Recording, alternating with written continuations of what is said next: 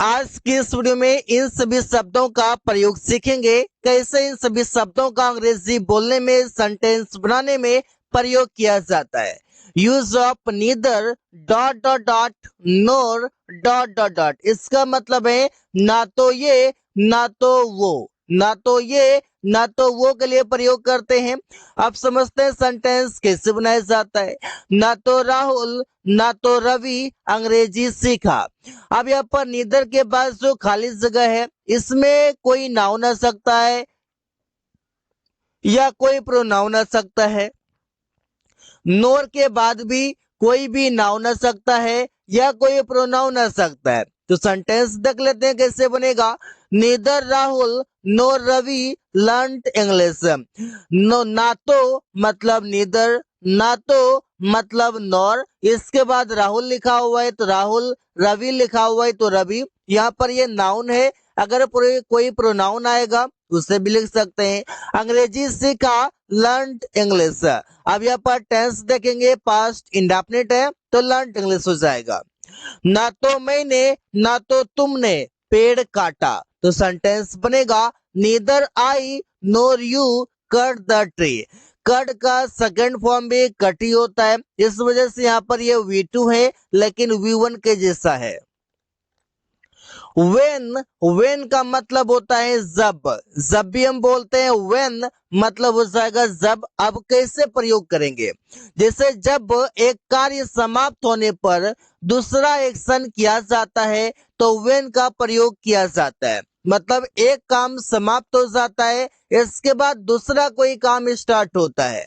जैसे विद्यार्थियों ने हल्ला करना बंद कर दिया जब शिक्षक अंदर आए। यहाँ पर जब जो लिखा हुआ है, इस जब के लिए व्हेन प्रयोग करेंगे। जैसे the students stopped making a noise when the teacher came in, या कैम इन द क्लास, ऐसे भी बोल सकते हैं। उसने मोबाइल चलाना बंद कर दिया जब उसके पापा घर आए। तो सेंटेंस है he stopped using the phone, उसने मोबाइल चलाना बंद कर दिया। व्हेन मतलब जब his father came to house, जब उसके पिताजी या पिता घर आए। यूज ऑफ वाइल, और वाइल का भी मतलब होता है जब। अब इसका प्रयोग हम कैसे करते हैं, जैसे जबकि वाइल का प्रयोग किया जाता है जब के लिए एक कंजंक्शन के रूप में, एक ही समय में दो कार्य के साथ साथ होने का बोध कराने के लिए होता है। कहने का मतलब यहाँ पर यह है कि वाइल का प्रयोग एक कंजंक्शन के रूप में किया जाता है। इसका प्रयोग हम तभी करते हैं जब दो काम एक ही साथ हो रहा हो।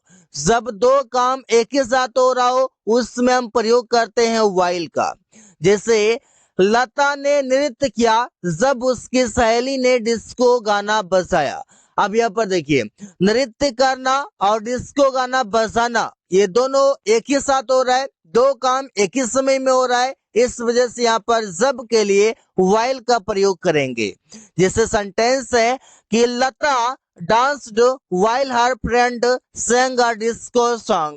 यहाँ पर देखिए बजाया या गाया ऐसे बोल सकते हैं, गाया भी बोल सकते हैं। तो गाया के लिए हो जाएगा यहाँ पर sang, V2 हो जाएगा क्योंकि टेंस पास्ट इंडेफिनिट का है।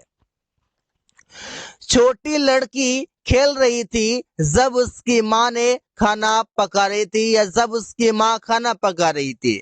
तो सेंटेंस बनेगा the little girl was playing while her mother was cooking the food। यहाँ पर ये लड़की का खेलना और माँ का खाना पकाना ये दोनों एक ही समय में हो रहा है, इस वजह से while का प्रयोग किया गया। लाइक मीन्स के जैसा, के जैसा मतलब लाइक। जैसे लाइक के बाद कोई ऑब्जेक्टिव केस का प्रयोग किया जाता है, यह उपयोग किया जाता है। मैं उसके जैसा विद्यार्थी को प्यार नहीं करता हूँ। उसके जैसा, जैसा यहाँ पर लिखा हुआ है, जैसा के लिए लाइक हो जाएगा। जैसे हम सेंटेंस बनाते हैं I don't love a student like him. Like him मतलब उसके जैसा, वो व्यक्ति का मदद मेरे जैसा करता है। तो सेंटेंस बनेगा ही हेल्प्स अ मैन, वो मदद करता है, लाइक मी मेरे जैसा। मेरे जैसा लाइक मी, आपके जैसा लाइक यू, उन लोगों के जैसा लाइक देम, तो इससे हम सेंटेंसेस प्रयोग कर सकते हैं। एज का मतलब है के तौर पर या के नाते या जैसा बोल सकते हैं। सेंटेंस है जैसी आपकी मर्जी, तो सेंटेंस बनाते हैं एज यू विश या एज यू वांट। तो दोनों तरीके से हम बोल लेते हैं, एज यू वांट बोले या एज यू विश बोले। जैसी करनी वैसी भरनी, तो सेंटेंस बनेगा as you sow you reap. As you sow you reap, मतलब जैसी करनी वैसी भरनी। मैं शिक्षक होने के नाते तुम्हें समझा रहा हूं, तो सेंटेंस बनेगा I am making you understand as a teacher. As a teacher मतलब शिक्षक होने के नाते, यहाँ पर मीनिंग आ गया के नाते का, जैसा के लिए यहाँ पर देखिए जैसी या फिर जैसी यहाँ पर लिखा हुआ है एस के लिए। जैसे सेंटेंस और भी है, वो मैनेजर के तौर पर यहाँ काम कर रहा है, तो सेंटेंस बनेगा he is working here as a manager. He is working here as a manager, वो यहाँ मैनेजर के तौर पर काम कर रहा है। के तौर पर के लिए लिखा गया है एज। दैट का प्रयोग इनडायरेक्ट स्पीच में रिपोर्टिंग वर्ब और रिपोर्टेड स्पीच के बीच में किया जाता है। अब देखते हैं दैट का प्रयोग कैसे करते हैं। अगर मैं इसका हिंदी मीनिंग निकालूं, इसका हिंदी मीनिंग की होगा। जैसे हम बोलते हैं उसने मुझसे कहा कि वो जाएगी, यहाँ पर की लिखा हुआ है, ये की वर्ड ने इसको और इसको जोड़ने का काम किया है। दैट मीन्स कंजंक्शन का काम किया है। तो सेंटेंस बनेगा he told me that she would go. यहाँ पर दैट लिखा गया है की के लिए। मरीज ने बताया कि वो अभी अच्छा महसूस कर रहा है, तो सेंटेंस है the patient replied that he was feeling better. यहाँ पर सेंटेंस जैसा भी होगा, यहाँ पर डायरेक्ट से इनडायरेक्ट में बदला जाता है। यहाँ पर ऐसे आप समझ सकते हैं कि अलग अलग तरीके से सेंटेंस बनाया जाएगा। दैट का मतलब की होगा और इससे प्रयोग करते हैं कंजंक्शन के रूप में। स्टिल का मतलब है अभी भी या आज भी। आप सेंटेंस देखते हैं, स्टिल का प्रयोग हेल्पिंग वर्ब के बाद और मेन वर्ब से पहले होता है अगर सेंटेंस पॉजिटिव है तो। जैसे मैं अभी भी पढ़ रहा हूँ, यहाँ पर अभी भी लिखा हुआ है, इसके लिए स्टिल का प्रयोग करेंगे। जैसे आई एम स्टिल स्टडिंग, यहाँ पर ये स्टडिंग मेन वर्ब है और एम हेल्पिंग वर्ब है, इन दोनों के बीच में स्टिल प्रयोग किया गया है। राहुल आज भी बहुत काम करता है, तो सेंटेंस बनेगा Rahul still works a lot. Rahul still works a lot, Rahul अभी भी बहुत काम करता है। वो अभी भी जवान है, ही इज स्टिल यंग, या बद के हेल्पिंग वर्ब के बाद लिखा गया है। रवि आज भी मेरा दोस्त है, Ravi is still my friend. Ravi is still my friend, Ravi आज भी मेरा दोस्त है। जैसे हम सेंटेंसेस बना सकते हैं।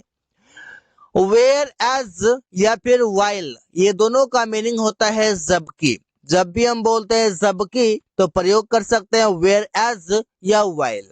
अब सेंटेंस देख लेते हैं। मैं खेल रहा हूं जबकि वो पढ़ रहा है, यहाँ पर जबकि लिखा हुआ है, इस जबकि के लिए हम सेंटेंस में प्रयोग करेंगे वेयर एज या वाइल। सेंटेंस है I am playing whereas या वाइल ही इज स्टडिंग या फिर रीडिंग। रीडिंग को छोड़कर अगर आप स्टडिंग करें तो बेहतर होगा।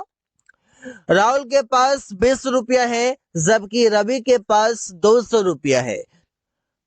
Rahul has 20 rupees whereas या वाइल रावी हैज 200 रुपीज।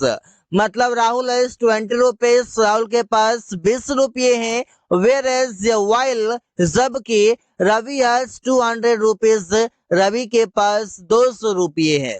तो ऐसे हम सेंटेंसेस बना सकते हैं। यूज ऑफ सो दैट का मतलब है ताकि। जैसे हम बोलते हैं मैं अंग्रेजी का अभ्यास कर रहा हूं ताकि बोल सकूं, यहाँ पर ताकि लिखा हुआ है, तो सेंटेंस बनेगा I am practising English so that I speak.